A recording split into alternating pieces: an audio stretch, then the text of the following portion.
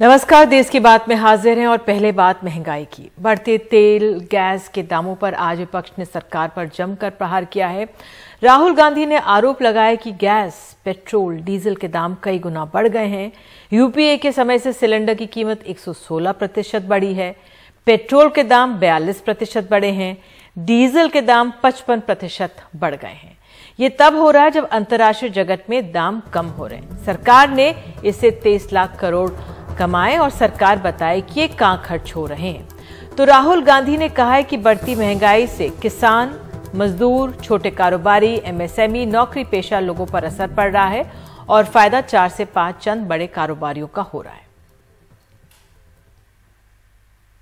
राहुल, जब बीजेपी विपक्ष में थी तो जब पेट्रोल डीजल की कीमतें बढ़ती थी तो बीजेपी की तरफ से ये कहा जाता था कि हमारी सरकार आई तो 30 रुपये या 35 रुपये पेट्रोल डीजल कर देंगे।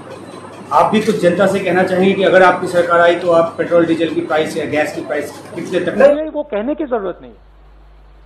देखिए, हमारे टाइम क्रूड ऑयल की प्राइस $105 थी, हमारी प्राइस पेट्रोल की 71 थी।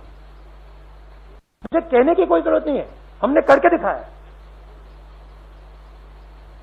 यहां आपके सामने प्रूफ है, देख लीजिए।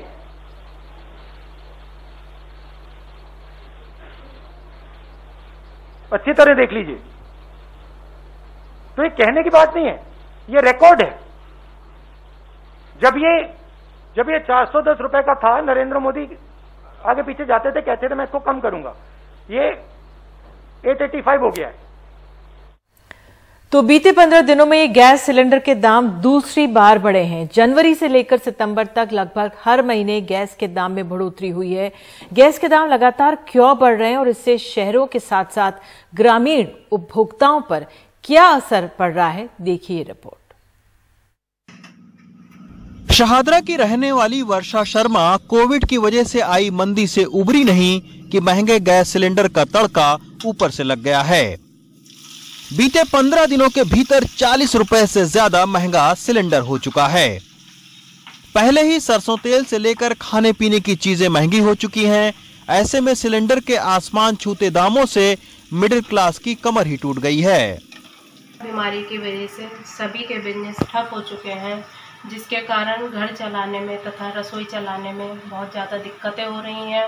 और उसके ऊपर सरकार द्वारा सिलेंडरों का रेट इतना बढ़ा दिया गया है जिसका अब मूल्य 884 रुपये हो चुका है।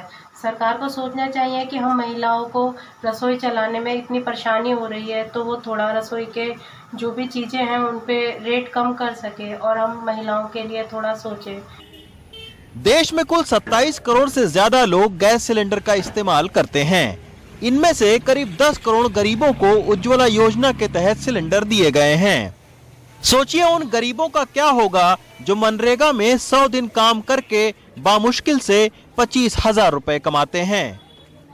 बहुत सारे गरीबों ने तो सिलेंडर इस्तेमाल करना ही छोड़ दिया है। ग्रामीण इलाकों में गैस एजेंसी चला रहे सुजीत सिंह जैसे लोग इस बात की तस्दीक कर रहे हैं। ये जो 8.5 से 9 करोड़ के आसपास के जो गैस कनेक्शंस हैं वो ग्रामीण उपभोक्ताओं के हैं और उज्ज्वला गैस कनेक्शन हैं। ऐसी स्थिति में जो मूल वृद्धि हो रही है, उस मूल वृद्धि से निश्चित रूप से ग्रामीण उपभोक्ताओं को उनकी क्रय क्षमता न हो पाने के कारण उन्हें दिक्कतें हो रही हैं। जानकार कहते हैं कि सरकार गैस सिलेंडर पर दी जा रही सब्सिडी को लगातार कम कर रही है। हालांकि सरकार का तर्क है कि इंटरनेशनल मार्केट से कीमतें तय होती हैं, लेकिन अगर इस साल के आंकड़ों को देखें तो हर महीने सिलेंडर के दाम बढ़े हैं। उत्तर प्रदेश में सिलेंडर की कीमत पिछले साल सितंबर में 632 रुपए थी, जो अब बढ़कर 998 रुपए हो चुकी है। वहीं दिल्ली जैसे राज्यों में इस साल जनवरी में 732 रुपए सिलेंडर के दाम थे। फरवरी में 100 रुपए की बढ़ोतरी हुई। हर महीने कीमतें बढ़ते हुए अब दाम 884 रुपए हो चुके हैं। घरेलू सिलेंडर की बढ़ती कीमतों को लेकर अब विपक्षी पार्टियां भी सरकार पर निशाना साध रही हैं।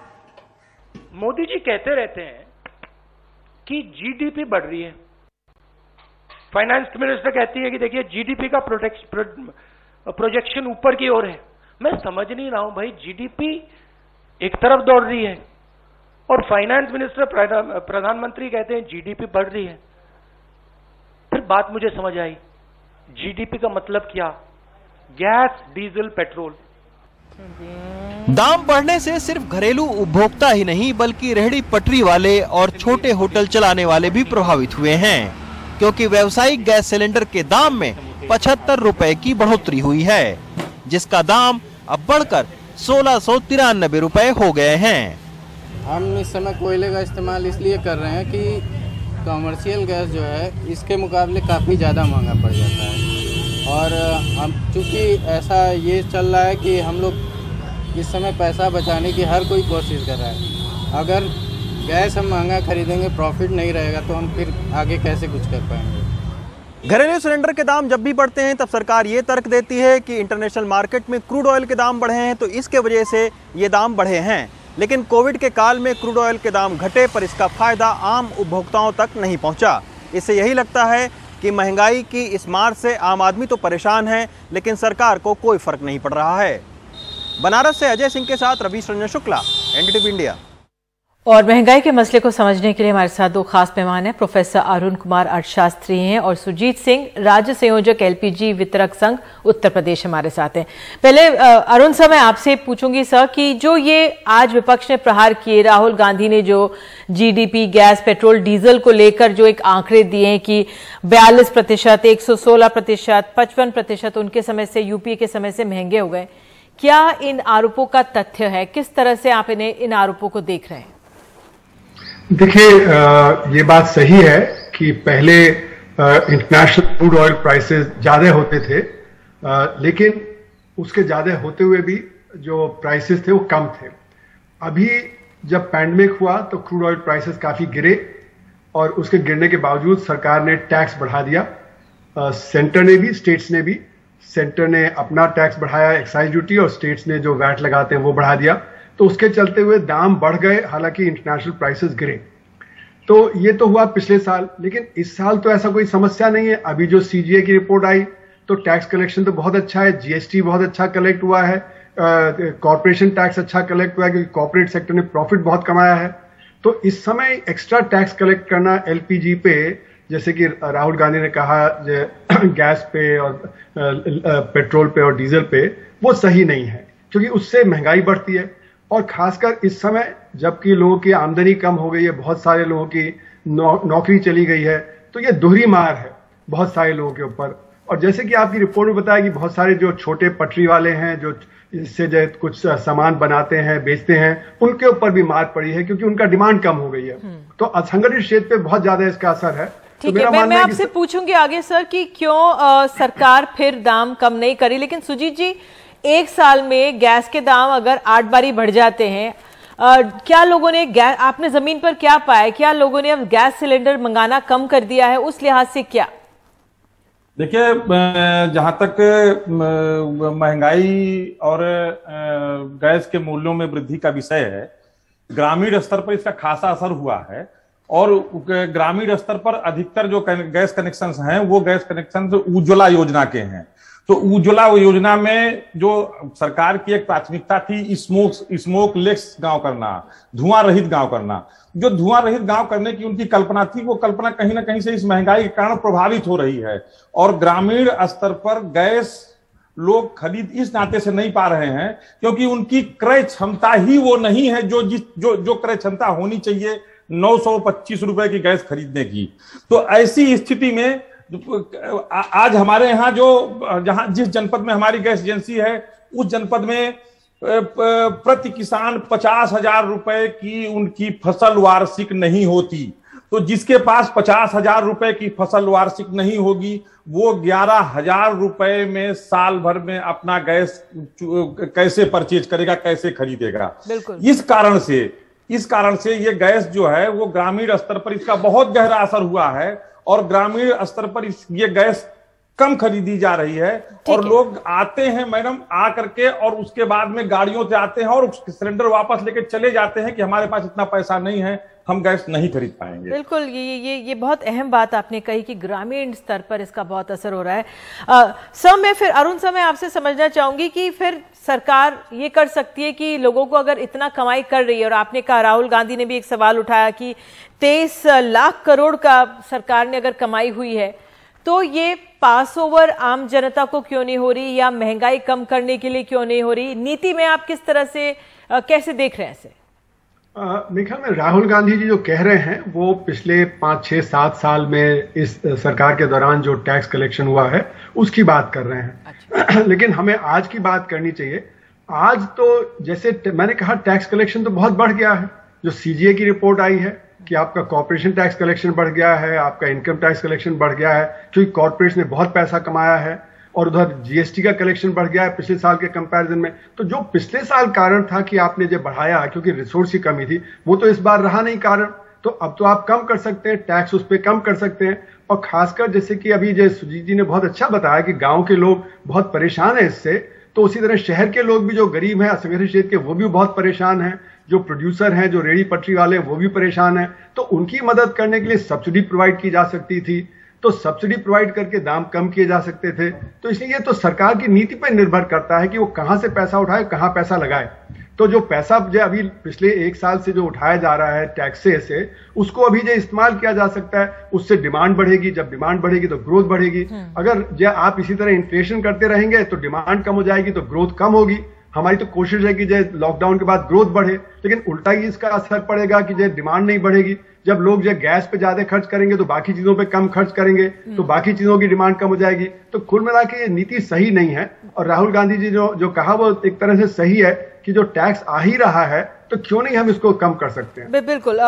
मैं आपसे सुजीत जी ये समझना चाह रही थी कि तेल के दाम भी बहुत बढ़ गए। एक तो पेट्रोल डीजल तेल होता है, अब सरसों का तेल भी बहुत बढ़ गया, 200 रुपए प्रति लीटर के करीब हो गया है।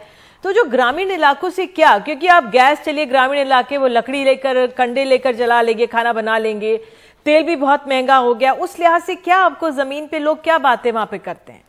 लोगों को गैस के बारे में उनको कहीं ना कहीं से उनके मन में एक रहता है कि गैस सिलेंडर हम घर में रखे हुए हैं, लेकिन हम उसको अपने पैसा उपलब्ध ना हो पाने के कारण, क्योंकि कोरोना रहा, कोरोना के बाद फिर बेरोजगार वो लोग हुए, और गांवों में जो उपज है वो उपज उतनी अच्छी नहीं होती, किसान वैसे भी बेहाल रहता है।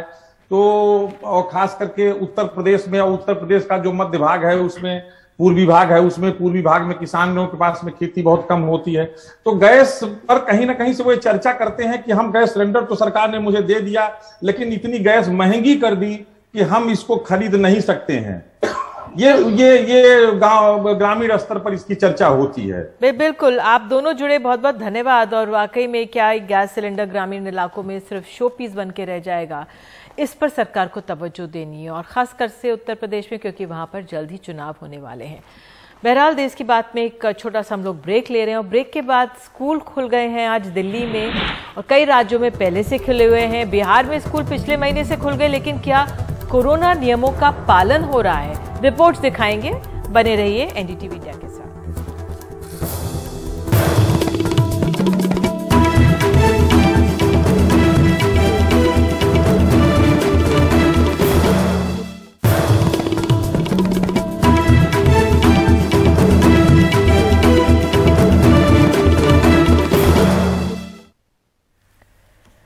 देश की राजधानी दिल्ली में आज से स्कूल खुल गए हैं। हालांकि अभी सिर्फ 9वीं से 12वीं की कक्षाएं खुली हैं 50% अटेंडेंस के साथ, लेकिन बिहार में पिछले महीने से सरकारी और निजी विद्यालयों में पढ़ाई जारी है। लेकिन क्या वहां कोरोना के दिशा निर्देशों का पालन हो रहा है? देखिए एक खास रिपोर्ट। राजधानी पटना से 10 किलोमीटर दूर शेरपुर का प्राथमिक मध्य विद्यालय, यहाँ किसी बच्चे के चेहरे पर मास्क नहीं है। शिक्षक ने कैमरा देखते मास्क लगा लिया, लेकिन बच्चों का मास्क कहाँ है, उस पर उनकी सफाई कुछ यूं थी। अभी यहाँ जैसे कि अभी बंदी था, कल देहात के माहौल है, लेकिन सबको बोला गया है मास्क के लिए, मास्क पहनकर आते हैं। देहात के माहौल में थोड़ा सा बच्चे ध्यान नहीं दे पाते हैं, लेकिन मास्क सरकार की तरफ से और मेरे संकुल और प्रखंड और बीआरसीसी की तरफ से सभी स्कूलों को उपलब्ध करा दिया गया है। बिहार में हाई स्कूलों में पढ़ाई तो अगस्त से ही शुरू हो गई थी, लेकिन प्राथमिक और मध्य विद्यालयों में पिछले हफ्ते से बच्चों को आने की अनुमति मिली है। लेकिन कोरोना से जुड़ी सावधानियों पर यहाँ के दूसरे शिक्षक कुछ और तर्क देते हैं। लॉकडाउन में बच्चे स्कूल आए हैं, हाँ, तो बच्चों को मास्क नहीं दिया गया, क्या वजह है? मास्क तो मिला हुआ है, सब दिया गया है, लेकिन अभी लॉन्च हुआ है जिसके कारण उन लोग नहीं लगाए हुए हैं। बाकी दिन में लगाता है लोग। आप मास्क क्यों नहीं लगाए? मास्क है हमारा थोड़ा दिक्कत हो रहा है, मास्क लगाते हैं ना तो छतिया में दर्द हो जा रहा है, तो निकाल के फिर रख दिए हैं, मास्क लगा कर आते हैं। वहीं यहीं से कुछ दूरी पर फुलवारी शरीफ के इस विद्यालय में टीवी कैमरा देखकर शिक्षक सरकार द्वारा मुहैया कराए गए मास्क बांटना शुरू कर देते हैं। और यहाँ कुछ बच्चे तो मास्क में दिखे, लेकिन अधिकांश बिना मास्क।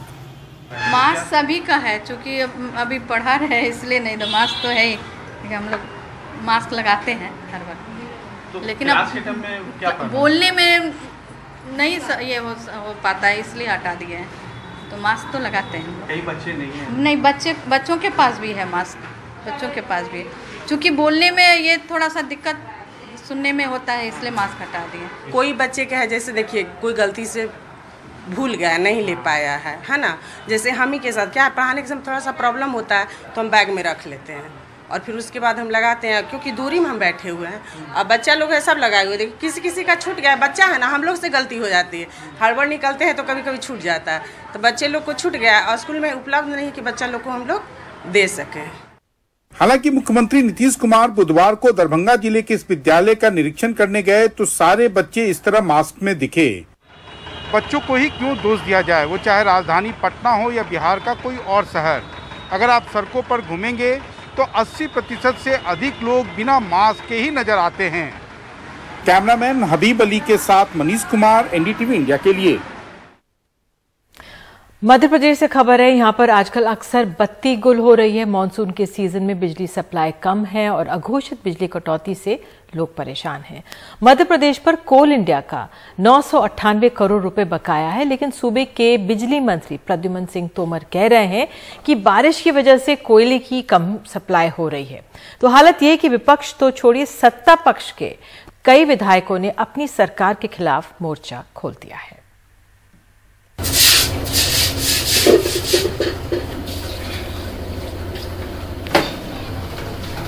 मध्य प्रदेश के कई इलाकों में मॉनसून के मौसम में वक्त बेवक्त बिजली आंख मिचौली खेल रही है। बिजली किसी भी तरह रहती नहीं, सरकार से हालत ये है कि बिजली कटौती को लेकर बीजेपी विधायक नारायण त्रिपाठी ने अपनी ही सरकार पर हमला बोल दिया है। कहा है 4 सितंबर को पूरे इलाके में बिजली आंदोलन करेंगे। अधिकारी इतना झूठ बोल रहे हैं कि भारतीय जनता पार्टी को इसके परिणाम भोगना पड़ेगा, बहुत बड़ा नुकसान होगा। यही हम सलाह देते हैं कि अधिकारियों की बात न सुन के यथार्थ और धरातल को समझने का काम करें, अन्यथा बिजली भारतीय जनता पार्टी को ले डूबेगी। नारायण त्रिपाठी अकेले नहीं हैं। इससे पहले बीजेपी के राकेश गिरी गोस्वामी और अजय बिश्नोई भी अघोषित बिजली कटौती को लेकर सरकार को खत लिख चुके हैं। सच्चाई क्या है, इसे इस पत्र से समझा जा सकता है जो जबलपुर जिले के पाटन में बिजली विभाग के एग्जीक्यूटिव इंजीनियर ने पुलिस को लिखा है और जिसमें पावर सब स्टेशन के लिए सुरक्षा मांगी गई है, क्योंकि बिजली कटौती की वजह से बिजली चालू कराने के लिए जनता भीड़ लेकर पावर स्टेशन पहुंचती है। रतलाम, धार जैसे कई जिलों में विपक्ष प्रदर्शन कर रहा है। कांग्रेस का आरोप है कि निजी क्षेत्र की कंपनियों को लाभ पहुंचाने के लिए सरकार ने उपभोक्ता से ठगी के नए रास्ते बनाए हैं। 28 अगस्त को अगर सरकारी वेबसाइट खंगालें तो विपक्ष के दावों में दम लगता है। उस दिन बिजली कंपनी ने 1363 मेगावाट की अघोषित लोड शेडिंग की। एक दिन पहले 1708 मेगावाट की लोड शेडिंग की गई। ये हालात तब है जब पीक डिमांड 9097 मेगावाट है और सरकार ने लगभग 21,000 मेगावाट के निजी कंपनियों से क्रय अनुबंध कर रखे हैं। सवाल ये भी है कि जब राज्य में पीक लोड 15,000 मेगावाट से ज्यादा नहीं होता तो 21,000 मेगावाट तक के क्रय अनुबंध क्यों किए गए। जानकारों के मुताबिक इससे लगभग 3,000 करोड़ रुपए का नुकसान होता है। सरकार इस तरह के बयानबाजी करके जो एसीएस का बयान आया है वो भ्रामक है। प्रदेश की जनता को जो है बुद्धू बनाने की कोशिश है और मध्य प्रदेश की में अंधेरे की तरफ बढ़ रहा है। जो सरकार दावा कर रही कि 21,000 मेगावाट की उसके पास उपलब्धता है और आज जो है पीक लोड 9,000 से 10,000 मेगावाट के बीच है, तो सरकार सप्लाई क्यों नहीं कर पा रही है? बिजली संकट हो गया। लेकिन मंत्री जी कह रहे हैं कहीं दिक्कत नहीं है। कोई संकट नहीं। मुझे पक्ष या विपक्ष को ये बता दे कि 18 घंटे बिजली इस गांव में कटी है, मैं उनके साथ चलने को तैयार हूं। 16 घंटे इस गांव में कटी है, 12 घंटे इस गांव में कटी है, 10 घंटे इस गांव में कटी है। हाँ, एक आधा अपवाद स्वरूप वो गांव जो बाढ़ के कारण से जहां पे लाइन टूट गई हो वहां बिजली ना हो, या जिस बिजली का भुगतान नहीं किया हो, किसी जगह लाइट काट दी गई हो, इसके अलावा अगर कारण कोई बताता और आज मैं चलने को तैयार हूं। आज कोई हमारी बिजली उत्पादन में और बिजली मांग में कोई अंतर नहीं है। कांग्रेस का यह भी आरोप है कि सारणी ताप संयंत्र में 1330 की क्षमता पर 252, संजत ताप में 1340 की क्षमता पर 474, सिंगाजी में 2520 की क्षमता पर 857 और चचई में 210 की क्षमता पर 210 मेगावाट बिजली बनाई जा रही है। वहीं जल विद्युत इकाइयों से 2435 की क्षमता पर 456 मेगावाट उत्पादन हो रहा है। खंडवा के संत सिंगाजी थर्मल पावर प्लांट की 4 में से 2 यूनिट ही चालू है। प्लांट के स्टॉक में मात्र 70,000 मीट्रिक टन कोयला बचा है, जो रोजाना 16,000 की खपत के हिसाब से अगले 4 से 5 दिन में खत्म हो जाएगा। सरकार पर कोयला कंपनियों का करोड़ों रुपए बकाया है, लेकिन अधिकारी संभल कर बयान दे रहे हैं। नया कोल जो हमारा है NCL, WCL और SCCL से, तो वहाँ से कोयला आ रहा है। अब क्या है कि बहुत सारी प्रॉब्लम से अभी ओपन कास्ट माइंस में पानी भर गया है। जानकारी आपके माध्यम सरकार भी मान रही है कि दिक्कत है। नर्मदा के बांध खाली, पानी वाली बिजली मिल नहीं रही, कोयला की खदानों में पानी भर गया, पर्याप्त आपूर्ति हुई नहीं, और इसलिए कभी कभार ऐसा मौका आता है जब ऐसी परिस्थितियां बनती हैं।